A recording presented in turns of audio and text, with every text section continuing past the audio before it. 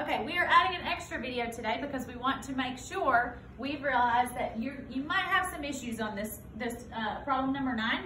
So we wanted to just go ahead and give you another video instead of having to write all this out and send it to you in an email. It's just easier to add another video.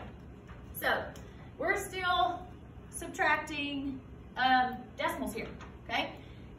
Now the problem is when you come to a whole number, a lot of kids get confused as to where the decimal is. Okay, so if I have a whole number, let's say I have the whole number 5. All right, there is a decimal in that number. It's just invisible. We took it off. There's a decimal right behind it, and there's a whole bunch of trailing zeros out here that go on forever. But in the math world, sometimes we're lazy, and so we just get rid of everything we don't need. So we don't need all these zeros, and we don't need this decimal. So we just say that's a whole number 5, and we drop the decimal. Okay? Same thing, if I have the number 142, that's a whole number, but there's still a decimal there. Your decimal is at the end. We just dropped it.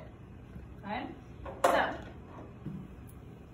if you look at 74 as a whole number, I need to put a decimal in here. I'm going to be confused as to how I line this up. Well, it's a whole number. The decimal goes at the end. So you just put a decimal right there. Okay?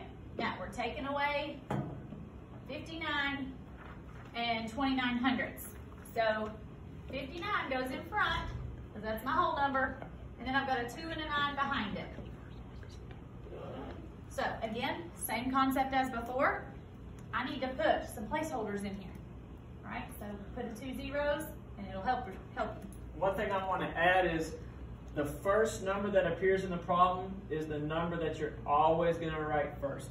Okay, and what I like to do, I like to relate this to money. So automatically when I'm seeing this, I'm already thinking I have $74 and I'm subtracting $59.29. So we got to make that 74 into $74, and that's why Ms. Bridwell added that decimal 00. Yep.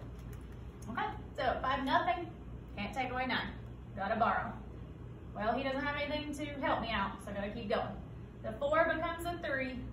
This 0 becomes a 9, and your final 0 becomes a 10. So 10 minus 9 we know is 1. 9 minus 2 is 7. Decimal point, straight down. 3 minus 9, that can't happen. I don't have enough, so I got to borrow. My 7 becomes a 6, and the 3 becomes a 13. 13 minus 9, you should know is 4. And 6 take away 5 is 1. So again, remember I told you I make mistakes a lot. So I'm going to go ahead and add these back together and make sure I did it correctly. Okay, so 14.71 or 14 and 71 hundredths, and I'm going to add the 59 and 29 hundredths and make sure I did this correctly. So 7 and 1 is 8, it's 10, that's 14, 6 and 7, 74. So I know I did it right. Okay, so I went ahead and gave my check step, made myself feel better, knew I did it right. Okay. All right, hopefully that'll help you guys on that one, because we ended up with, we did get a lot of questions about a whole number, so we wanted to go ahead and make sure you understood that.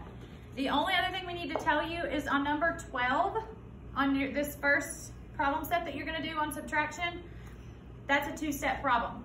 Okay, so what it says is it's asking how many more miles did Lori's team ride than the other team.